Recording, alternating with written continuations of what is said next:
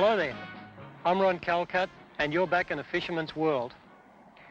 Competition fishing is quite a big thing in this country. Fishermen compete to catch the biggest fish, the most fish, and sometimes just one lonely little fish wearing a tag that may be worth $1,000 or more. This is Mystery Bay at Narooma, and this weekend the National Sport Fishing Association is holding the big daddy of sport fishing tournaments here.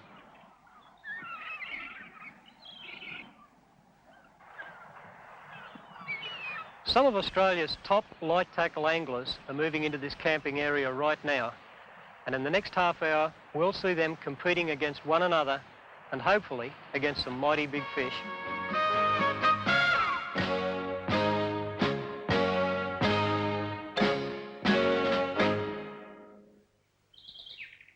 This is the camping area on Thursday, 2 days before the competition gets underway.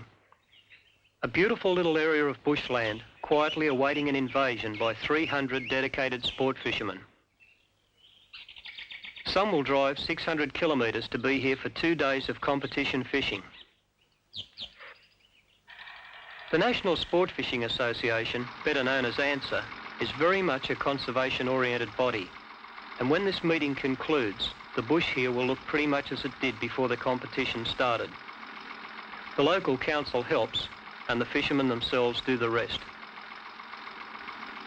Friday is a day of massive preparations. The local Narooma branch of ANSA hosts the meeting and undertakes the feeding of 300 hungry anglers. In a situation like this, everyone gets a turn at being camp cook, even the club president. By midday Friday, a tent city is beginning to form as the first wave of visitors arrive. The keenest early birds are already at sea, checking out local conditions. For others, it's a good time to renew old acquaintances. ANSA competition fishing rules tend to favour the man who can take a medium-sized fish on very light line, but this year, the light tackle specialists are in trouble. Wayne Hanstead was one of the fishermen who ran an early check on the scene and found it to be a straight, heavy tackle situation. We started burleying. We didn't even have the baits out. And all of a sudden, 2 giant yellowfin jumped right behind the boat. It was pure mayhem trying to get the baits out and onto the fish. A little while later, after we got the baits out and the burley going pretty good, a whole school of yellowfin blew up about 200 yards behind us. There was another little boat drifting, fishing for kings or something like that while they were drifting, and these yellowfin blew up all along them. One poor guy in the boat only had a little light threadline outfit with some small lure on it and looked pretty confused about the whole situation. Finally decided to cast into the school and got a hookup right away. The last time we saw him, he was still heading for New Zealand. Yeah, there's some big yellowfin there. A patch of them about a mile off the island. Giant yellowfin are going to present the light tackle men with a lot of problems, but the first big problem will be to get boats into the water. Boats from 14 to 20 foot in length will have to come down this washed out track and then be manhandled across soft sand to the water. It won't be any picnic. One alternative is to launch into the river from concrete ramps, but the big catch is the bar at the river mouth. Only a couple of hours after we were here, a boat was lost trying to cross this bar.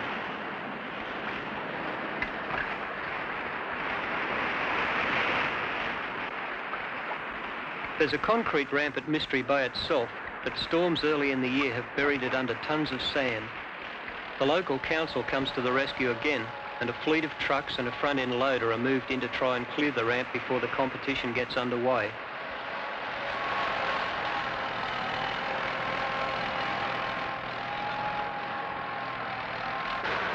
The bay itself can be a perfect launching site in a calm sea, but there are plenty of traps around in the form of propeller-breaking rocks.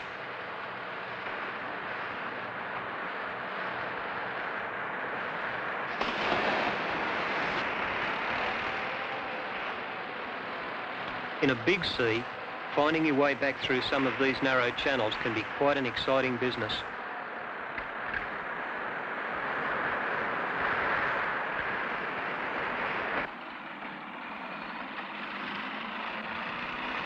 But it will take more than a lack of launching ramps, soft sand and a few reefs and boulders to stop these fellows from getting out to the big fish at Montague Island.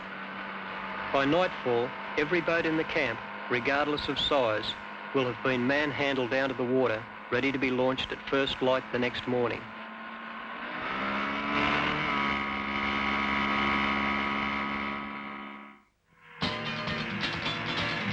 Saturday, the fleet hits the water and the two-day competition is underway.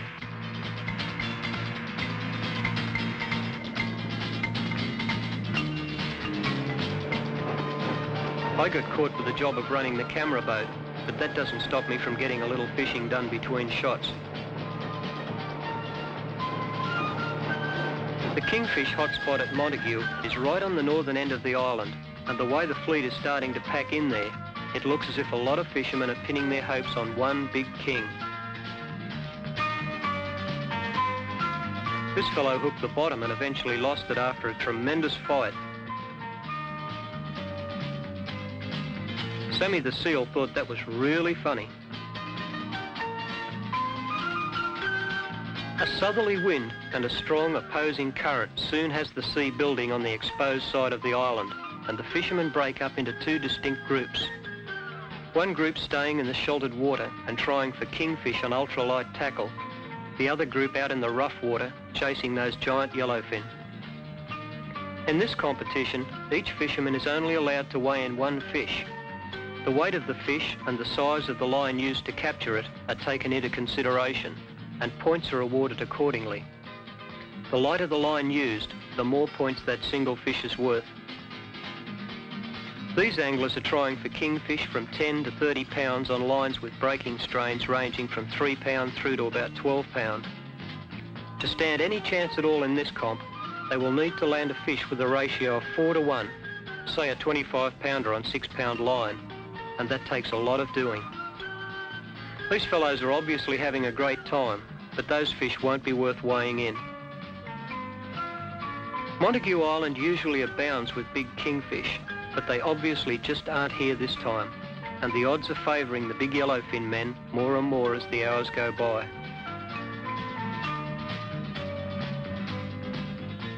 This is how you make yourself really unpopular at a fishing competition.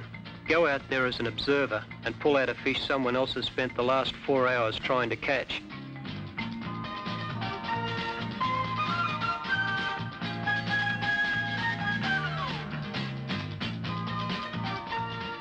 Best thing to do is hide in the bottom of the boat and hope no one saw it.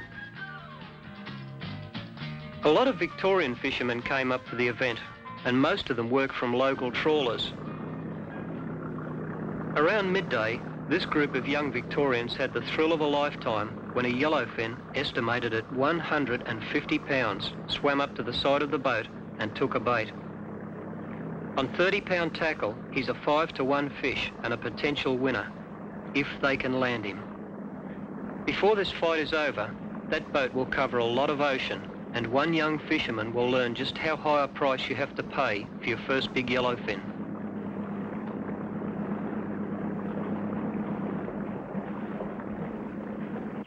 Meanwhile, back at the camp, Tent City is something of a ghost town. Only 4 miles lay between the drama, the frustrations, the highs and the lows of competition fishing, and this scene. Volunteer workers prepare for the rush hour that will start as soon as the building seas begin to drive some of the smaller boats back to shore. Every fish weighed in will be entered on the board, and tonight, those who miss out today will see what they have to beat on the last day of fishing. Good fish stories are always welcome in the camp, but the only ones that will count tonight are those that can pass the lie detector test. And here's one fellow who may not have too many worries about the lie detector. It's not much fun fishing from a small boat in a sea like this, but Wayne Hanstead knows that this fish could make it all worthwhile. There's a lot of strategy involved in this style of competition. Wayne is fighting 30-pound tackle on a fish he hopes will go over the 100. He's taking a calculated risk, gambling that there are no big kings to be caught on ultralight tackle, and that rough seas will beat any attempts to boat a really big yellowfin on anything lighter than 30-pound line. Hansted is lucky. He's working with very experienced small boatmen. Everyone is nicely cool, calm and collected, and they'll stay that way until the fish is in the boat. To be anything but cool and calm is to invite disaster in a situation like this. Here comes the moment of truth, those last seconds in which a lot of big fish are lost.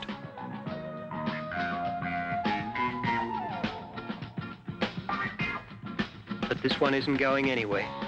He's securely gaffed, and at this point, the biggest fish taken in the competition.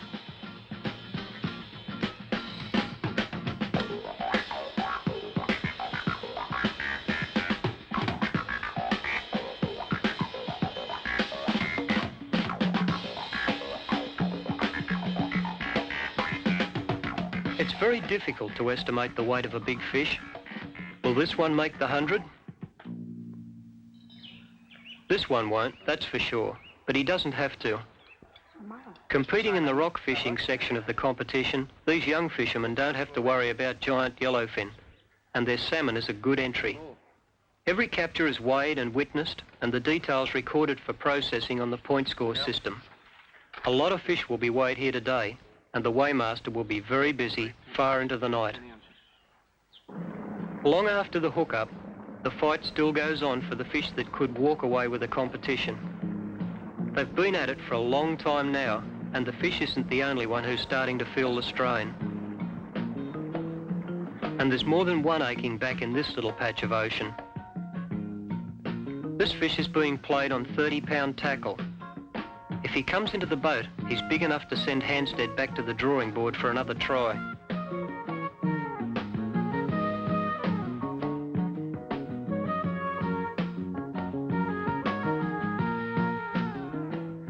There's a clean gaff shot and a new competition leader. The fish is going to scale in at 113 pounds on the lie detector. After more than 2 hours of Herculean effort on 30-pound tackle, you need to see a fish this size to make it all seem worthwhile.